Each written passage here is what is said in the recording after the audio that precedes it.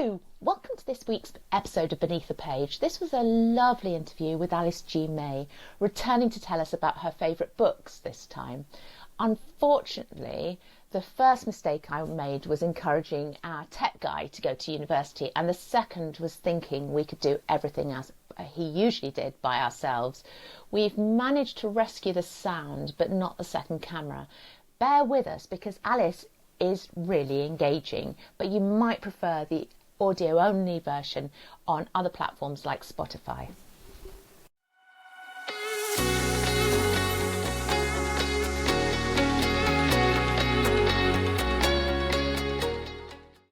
Last time you were here, you were telling us about the first book in your series, The Resistance Girls. You've just published the second in the series. Can you tell us a bit about that? Yes, that's a new recruit for The Resistance Girls.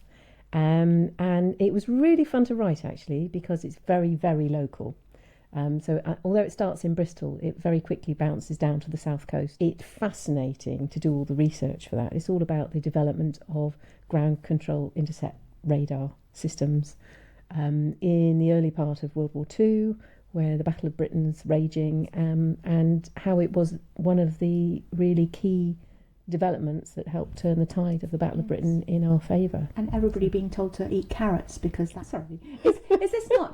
I understood that the way that Britain covered up the fact that they had radar was they went round telling the Britons to eat carrots, and so that the Germans would think that that was why their eyesight had improved. Did you not know that? I've not heard that one. Well, this is why you should watch Horrible Histories. That does sound like a Horrible Histories. That's brilliant. Absolutely brilliant. I love that. So let's start with your favourite comfort read. My favourite comfort read came out of the blue, and it's a book that I discovered when I was about 20. At the time, I guess I didn't read as widely as I do now, and now I'm quite happy to read any genre, any author. Happy to pick it up, give it a go. I had literally nothing to do. I was at somebody else's house with nowhere to go, nothing to do, and that rarely happens to me. And I didn't have any books with me, and so I'd gone onto their bookshelf, and in amongst all these big, heavy medical textbooks, there was this tiny, tiny little paperback, which again didn't really appeal to me because I didn't think the cover was terribly exciting, and it was science fiction or fantasy. I wasn't really sure, but I didn't read either, so picked it up.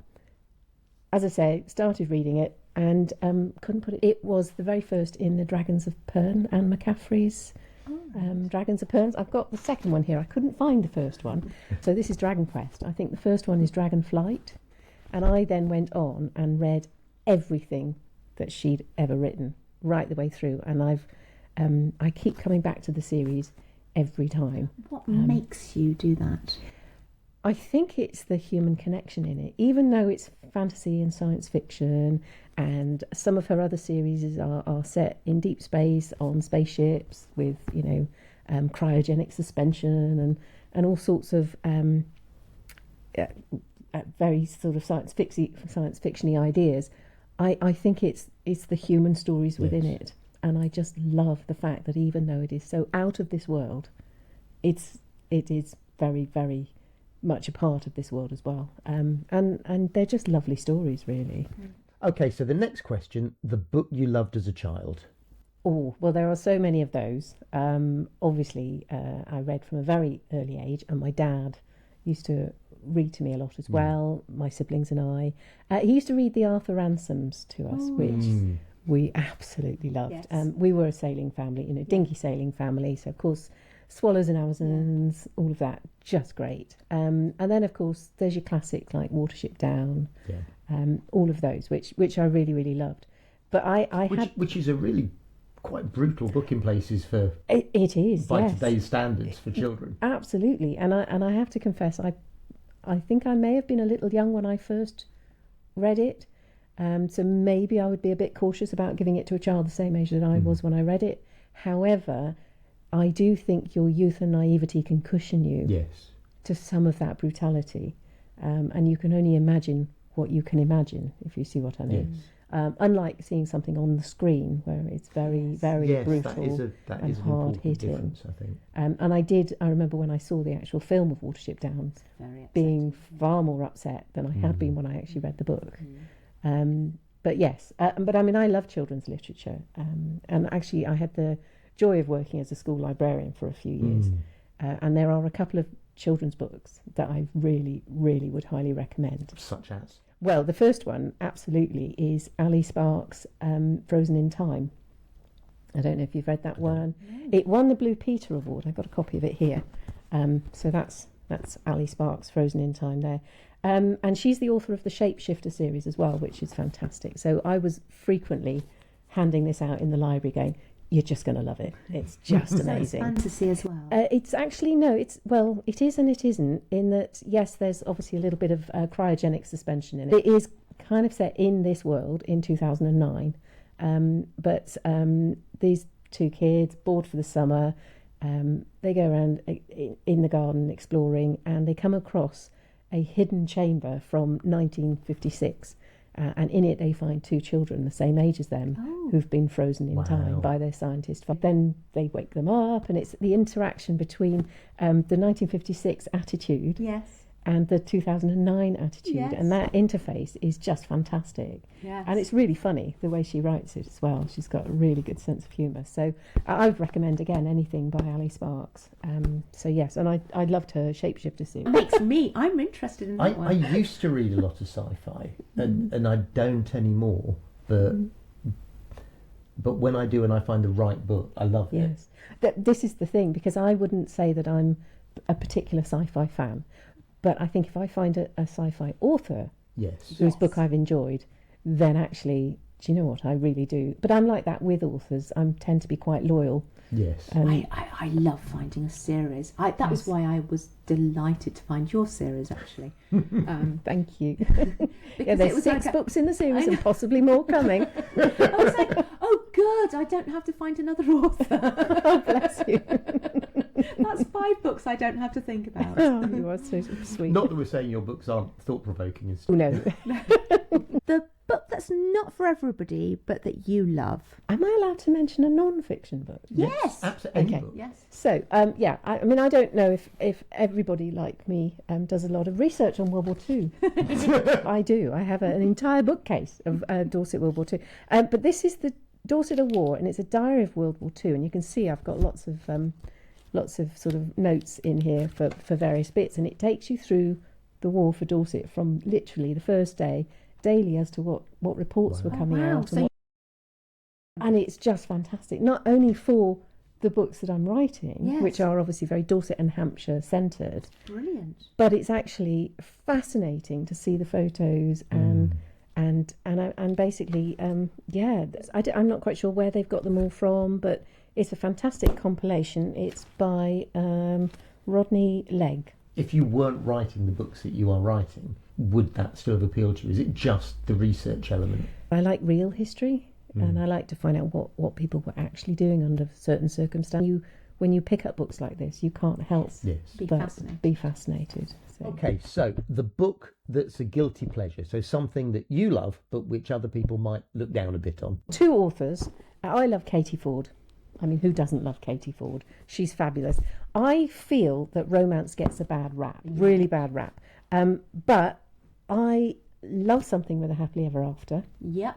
It's really comforting. But yeah, I love Katie Ford, and the first one of hers that I read was The Rose Revived. I really loved it, and I loved the fact that it was taking ordinary women under difficult circumstances and then throwing them into an interesting situation and then seeing how they basically dealt with it. They were all slightly thrown out of their real lives, and they end up on this. The Rose Revived is a barge, so they end up living on this barge, and obviously they have to try and find a way to earn a living, and they go around offering cleaning, and they're sort of pulling together to try and survive. And it was just lovely. And of course, there is a very nice romance in it as well. Well, I would hope so. But the other one, actually, that I found was by Catherine Centre, and it's Things You Save in a Fire. And it's about a female firefighter. So really strong female voice, female-led story. Yes. And and I just loved it. Again, there is a romance involved as well, and I hate the fact that people are so sniffy about romances because I really like them.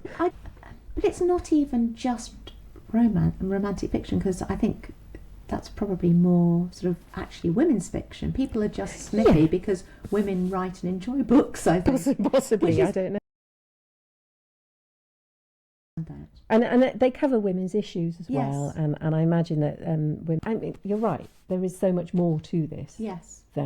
But then even saying just romance is kind of... I'm very sorry. Yes, I did. But no, I was about to say it. I was about to say it myself. People can be put into all these stressy situations, but you're watching them find a way to fix it. Yes. And I really like that. And it's about working together. And do you know what? So far, I've not mentioned one thing I don't want to read yet. Oh, good. This is the reason that we've introduced this format to the podcast, is to get recommendations for our own reading because list. We're lazy, basically. The book you'd most like to have a conversation with the author about? No, I really enjoyed this one. Joanna Porter is Not Sorry, by Sarah Reed. I really enjoyed this one because it's based around a stolen painting. So the main character in this is an artist. Obviously, I have done a lot of painting myself, so I loved that connection, reading.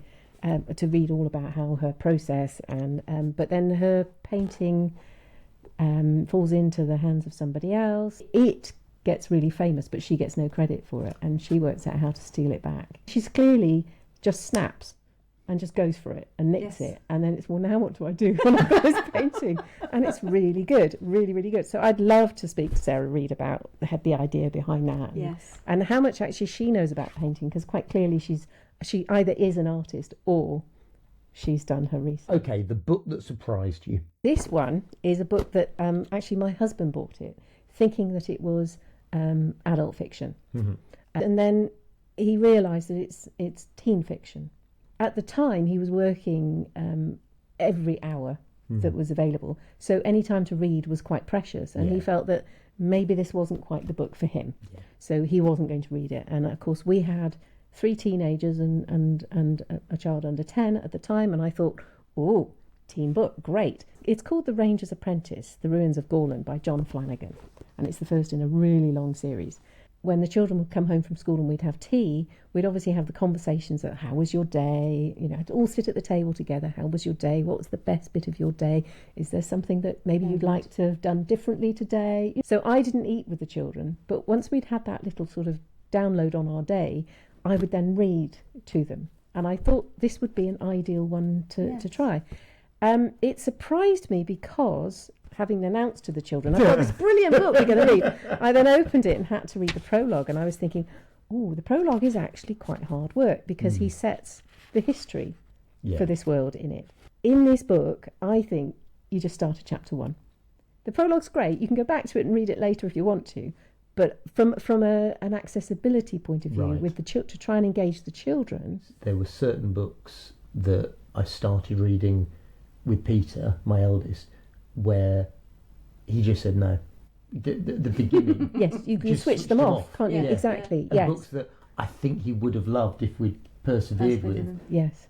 Exactly what you're saying. Exactly. The prologue. Whereas I actually remember stopping reading the prologue to them and saying, look, I'm just going to skip to chapter 1. And I started at chapter 1, and it opened with a child their age, or in fact a child of 10 or 11, and straight into adventure. And it was absolutely brilliant from that moment onwards. Perfect. All of the kids were hooked. And in fact, I now know for a fact that this is their comfort. All 4 of them have come back to this at various points to read the whole series as a comfort book. So it is really, really good. And of course, when I went to work in the school library, this was another one that I was, kind of, oh, we've got to read this. You have got to read this. Just trust me. Ignore the prologue. Start at chapter 1. And they all came back and said, oh, wow, can I have the next one? That sounds like such a fun job. Oh, it's amazing. A librarian in a school library. Yeah. It was a real privilege, actually, for any number of reasons. I mean, it was at a time in my life where I was stepping away from my career in the NHS, but I couldn't afford not to have an income. But it was also a time that I was trying to claw back some space for writing. So it was a part-time job. in a library with books and with kids, and I just love reading to kids, and I love sharing books and stories. And it was like magic, watching magic happen, seeing them pick the first book up and kind of, I'd be there going, oh, it's brilliant, give it a go. If you don't like it, you don't have to finish it. Just, do the first 2-3 chapters. And the next day they'd come back and say, oh, I'm halfway through. It's amazing. How did you know that I really needed to read this book? And I just loved it, honestly. It was fabulous. So the book you wish you'd written.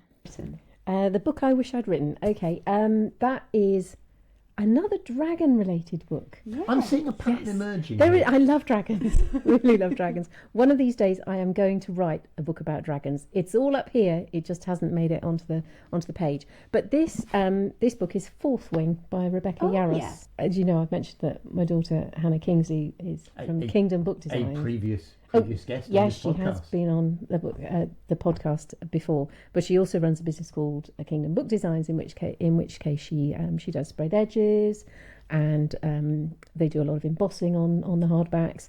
And the nice thing about being the mother of someone who runs a company like that is, on the odd occasion that they've got one that hasn't quite turned out, it's not quite up to scratch, I tend to get given the seconds free, and she gave me a copy. So she did all this lovely embossing on it, and there was a lovely dust jacket on it as well, and inside there's lots of dragons, and this is all her artwork. It's just amazing. I think because of the hype, I was thinking, I'm not sure I want to read it. I don't know why. I'm a bit contrary like that. Sometimes if someone says, you have to read this, I go, I don't want to. But it is dragons, and so I sat down to read it, and I was hooked within, the first half paragraph. It's brilliant, it's great, and of course it is phenomenally successful. So that's why I wish I'd written it. As well as the fact that it's a really good story. It just took off. And I think that that's what a lot of the YA and new adult genre books can do. If you hit it at the right time, it can just, the marketing happens for you in a way, because everybody's sharing it, everybody's talking about it. Okay, next question. The book that makes you laugh. Hitchhiker's Guide. Oh, yes. Absolutely love it. And anything by Terry Pratchett as well. It's just that whole kooky sort of out of left field. You never quite know where you're going with it. But and with both of those, it's not just throwaway gags. No. There's a lot of depth. Oh, and the books. coherence to it all, Yeah. and it all builds, doesn't it? And then all of a sudden something comes back that has been mentioned before that you kind of passed over, and it's all... Yeah, it's the way it's so beautifully packaged and put together, Yes. and I think that's one of the things about writing that is important, is to be able to engage your readers in a way that makes them feel safe. In that, yes, you might be introducing all these strange, out of this world concepts and elements of story that might take them through uncomfortable waters, but they feel safe in your hands, that you know what you're doing and that you can get them through the entire book without actually breaking that magic. And this is one of the reasons I like series. You get that world building over time, and it's lovely, because the more of the books you read, the more you learn, the more you feel like a member of this world. Yeah, and then it brings you back to that comfort element as well, in that a new book comes out, but it's set in Discworld. One of the things I liked about Discworld is that there's a number of series within the bigger series. Oh, Which set of characters is your favourite? You're putting me on the spot there, Steve. I don't think I could pick one. It's Fair like having enough. favourites. Again, Fair remember. enough. What about you? What would you say was yours? Vimes and the Guards. Sam Vimes, I just love as a character. My two favourite characters in all literature are both Sams. And it's Sam Vimes and Sam Gamgee from Lord of the Rings. I thought you were going to say Sam Ganges, Yeah. because I love him, yes. And it's often a sort of a sub-character, isn't it? As in, they're not the main character. But Although Vimes is. He is quite. But yes, Sam Gamgee, not. Sam Gamgee in particular just shows all of those qualities slowly through the book, doesn't he? And you just think, oh, I really like you. Can I take that? With characters like that, it's worth going back, isn't it, and seeing the little seeds. Yes. When you know where they're going, it's fun to see what the author was doing leading up to that. And it's fun as an author to lay those seeds in the writing. It is, yes. Yeah, although sometimes you have to go back and drop them in, don't you? Yes, or drop them out because it's pretty You've overdone obvious. it. Yes, yes, exactly. Yeah, that's true. The book that makes you cry. I very rarely cry with books, but there was one that really got me a few years back, and it was Jojo Moyes' Me Before You. Oh yes. Which kind of took me a little bit out of my comfort zone. As I started reading it, I thought, oh, this is a nice sort of cosy, comfortable read. This is lovely. Possibly even a tiny little bit fluffy first couple of chapters, and then it twisted, as in it got a little bit darker. Still a very accessible read. Lovely characters. I really enjoyed the world that it was in, but it puts the characters into a very difficult situation, and then it gets darker again. And it is all about the underlying story in this is assisted suicide, and I didn't know that when I started reading it, because you're not supposed to. I was literally sobbing in the last few chapters of this, to the point that my husband thought there was something awful had happened to me, and that there was something wrong. And I was going, and he was saying, "Well, stop reading. Don't do that." Yeah, I'm tearing up now just talking about it. So so that's a. But yes, it's slightly traumatising, but brilliantly done, and obviously a very important topic to be discussed. Yes. But in a very accessible way, and then you see everybody's point of view on it, and it's not judgmental in any way, and actually you come away thinking, thank goodness I've not been in that situation and not had to either deal with it or make those decisions. So yes, I would recommend that one. How about the book that makes you think? I would say anything by Jodi Picoult, and the one that springs to mind immediately is 19 Minutes. Again, when I picked this up, I didn't know it was going to be quite so hard hitting, but it was something that once I'd started, I couldn't stop reading it, mainly because it was something that, the topic was something that I felt I had to see through to the end. And it is about a shooting in America. So a young lad has been bullied for years, and in his teens finally gets hold of a gun, and in 19 minutes... within a small community, 10 people are dead. But it's all about going through the trial and seeing it from everybody's point of view, as to how this lad had got to that situation, and then obviously the knock-on effects.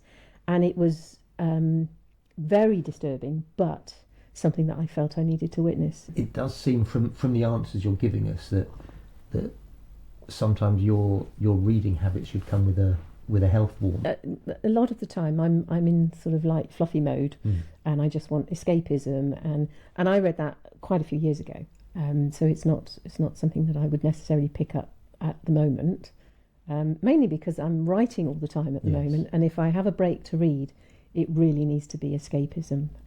So I'm tending to err more towards the science fiction and fantasy again now. It's interesting, isn't it? It is, isn't it? Are there other authors that you'll always read? Marianne Keyes. Oh yes, she's hilarious. Yes. Absolutely hilarious. And she does some really hard hitting books as well. Yes. But in such a way that it makes you laugh at some quite traumatic things. And the first one I read was Watermelon. I don't know if you've read Watermelon, which is about one of her characters having a baby for the first time. Well, I read it 6 months after I had my first child. Doesn't her husband leave her? Yes. On the first page, basically. Yeah, in the labour ward, I think, or something. Wow. Yes, I mean, and it is obviously a really tricky situation, but it's written with such warmth and humour, and all of those shocking things that happen to you in those first few months of having a baby, or even so it connected with so many things. My husband didn't leave me. My husband was wonderful, but there was still an awful lot of shocking things about making that transition from not being a parent into being a parent, and that responsibility landing on your shoulders. And it was hilarious. Yeah, okay. So the other one I like actually is Rachel's Holiday, also by Marianne Keyes, and that one's great because of the book starts out with the main character convinced she's going on holiday, but things don't quite turn out the way she's expecting, and it brings to life an element of life that a lot of people don't have experience of, but it does it in such a connecting way, and it makes it really, I think, brings a lot of understanding. And I mean, you've spoken about the role humour plays in her books. I think, would you agree that can be a really effective way of carrying that heavier? Absolutely, Yes, it really can. But I also like the fact that her writing just seems so authentic.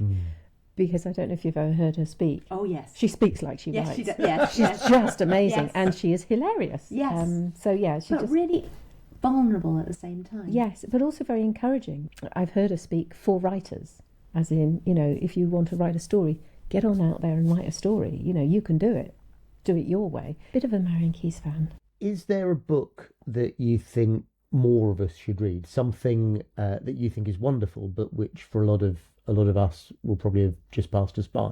Yes, I've got a brilliant one for this. I haven't got the first one in this series. This is the third one.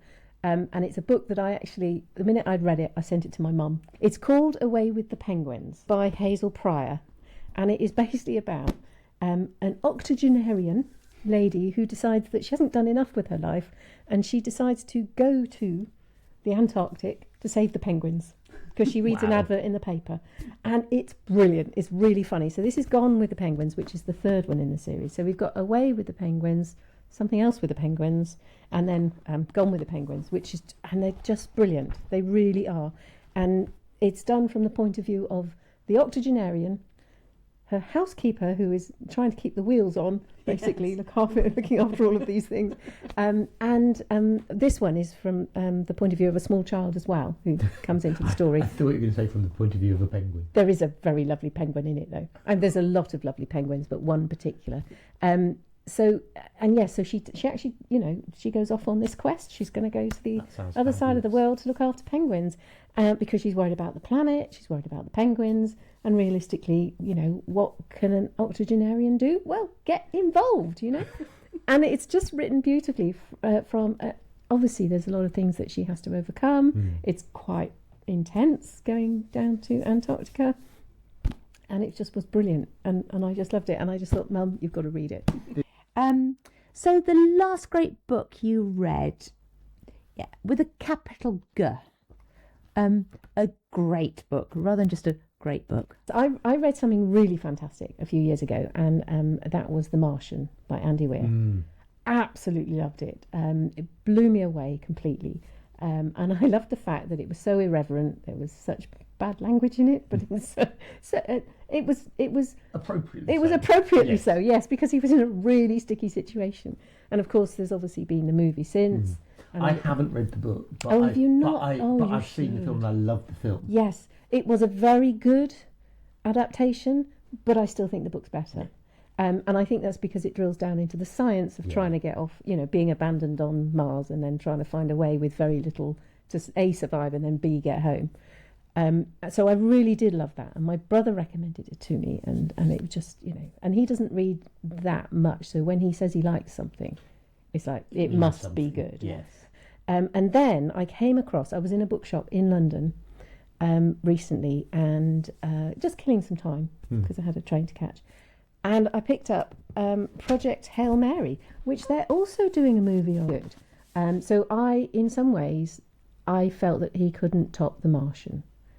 And I don't think he has, but he's definitely got a really good, you know, it's equally as good, I feel. And yes, he's got to save the planet, this guy. I think he's a geography teacher. No, is he a geography teacher? He's a science teacher. Yeah. Sort of a middle grade science teacher, but he apparently is the only person who can save the world. And yeah, it's brilliant. It's absolutely brilliant. Really worth a read. So, again, science fiction though, you know me. Okay, the next category is one of our quirkier ones. Your favourite book that isn't a book. So something from another medium that does the same job of storytelling and connecting with an audience that a great book does. I've got one for that, definitely. Operation Mincemeat. So I'm talking the stage show, but obviously there's a brilliant movie out as well of the same name. But the stage show is incredible because there's only 6 actors, one of whom I think is behind the scenes doing a lot of the music.